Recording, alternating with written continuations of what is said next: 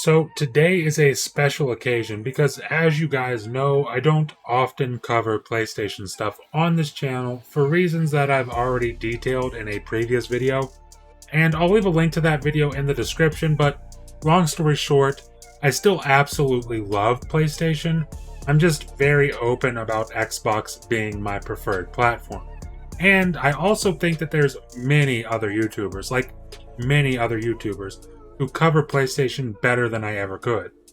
But with that being said, we've got some PlayStation news here that I am excited about, and being a small YouTuber like I am, I enjoy making content that excites me, so I figured I'd make a video to discuss the recently announced PlayStation Showcase and my expectations for the show.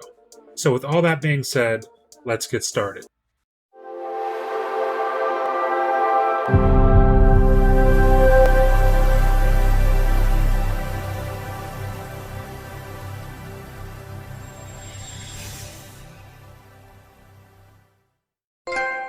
Now, I'm going to start by saying that PlayStation has already announced that this will be a 40-minute show, and I like the sound of that because it sounds like this show will have no filler. And I think that's a problem that was very apparent at the Xbox Gamescom showcase, which was really weird considering the fact that just a few months earlier at E3, Xbox put on what I genuinely thought was one of the best E3 showcases of all time, especially when you consider the pacing during that show. But with the PlayStation event looming for September 9th, people are getting excited and starting to speculate on what we could expect to see from this show. And admittedly, I don't know nearly as much about PlayStation's future timeline as I do about Xbox's, but I figured I'd take a stab at giving my expectations for this showcase. And up first, I think the most obvious and asked for thing from this showcase is some sort of info or a trailer on God of War Ragnarok. And if Cory Barlog's Twitter is anything to go by, I think we're going to be seeing something for Ragnarok at this showcase,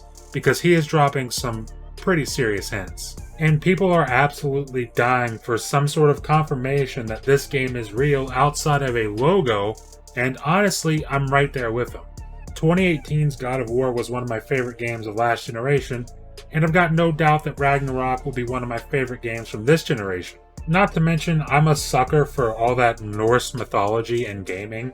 In fact, it's one of the reasons I loved Hellblade so much, and am absolutely pumped for the sequel to that game as well. But I'm sure that if we're gonna see Ragnarok, then this would be the showcase to do it. And after that, I'm expecting probably another trailer on Horizon Forbidden West. Guerrilla Games took a much-needed hiatus from the Killzone series with 2017's Horizon Zero Dawn, a game that was certainly not only a departure from what we had come to expect from them, but a damn good introduction to a new IP. And with that said, the game wasn't without its faults. The main complaint we had seen from most players is the facial animations seemed to be a bit stiff and lifeless, as well as the melee combat being a bit janky. But Horizon Forbidden West has seemingly addressed both of these issues with much smoother melee combat and vastly improved facial animations over its 2017's predecessor. And with Forbidden West, I'm hoping for a bit of a story trailer. I mean, we've already seen gameplay and I'm already sold in that department. The game is already pre-ordered on my PS5. I just want to see a quality story trailer. Now, maybe it's a little too early for a story trailer because I know that most developers like to wait until about a month before release to give a story trailer, but I've got my fingers crossed that we'll see one at this event, and either way, I'd be willing to bet we see Forbidden West at the showcase. Whether it's in the form of a gameplay trailer or a story trailer,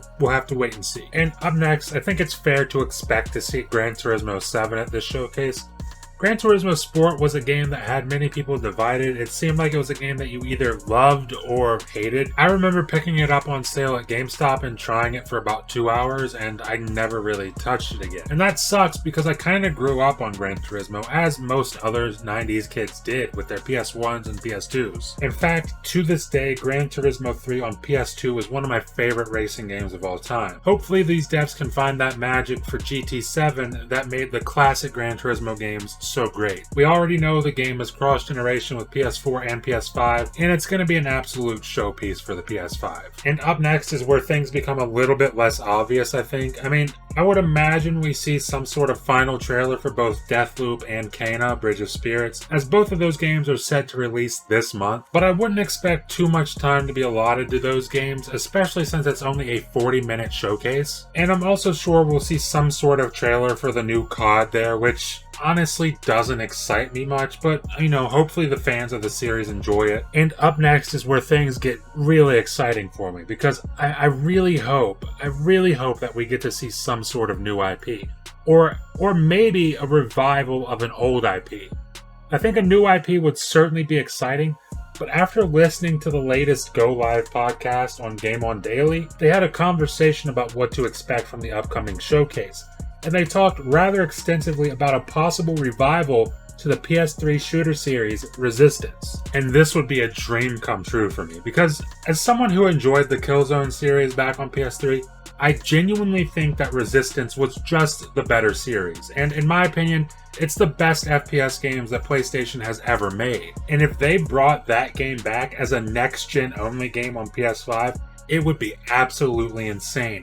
And it would give me a reason to stay subscribed to PS Plus so that I could play that game online, because that multiplayer back in the day was pretty damn good. Now, I think that it's a long shot that this game even exists, let alone gets announced at this showcase, but I can and will certainly hope for it. And I think my last expectation for this showcase will be an update on Forspoken and perhaps even a release date. Forspoken is a game that I've been hyped for ever since its reveal at the PlayStation Showcase back before the release of the new consoles. And it's strange because I've never typically been drawn to those Final Fantasy type of games, and Forspoken does give off those Final Fantasy vibes. But hey, it's got dragons in it, and that's just fucking cool. Honestly, sign me up for any open world game that features dragons. And who knows, maybe this is the game that will get me into those type of games.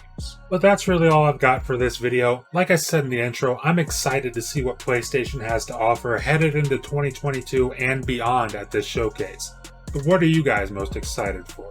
I know that most of the people who watch my videos are primarily Xbox gamers, but I'm curious to hear your opinions on what may or may not be shown at this showcase. Leave a comment below and let me know what you think. Leave a like if you liked the video, and please remember to hit that subscribe button if you're enjoying the content, and ring the bell to stay up to date on all my newest videos.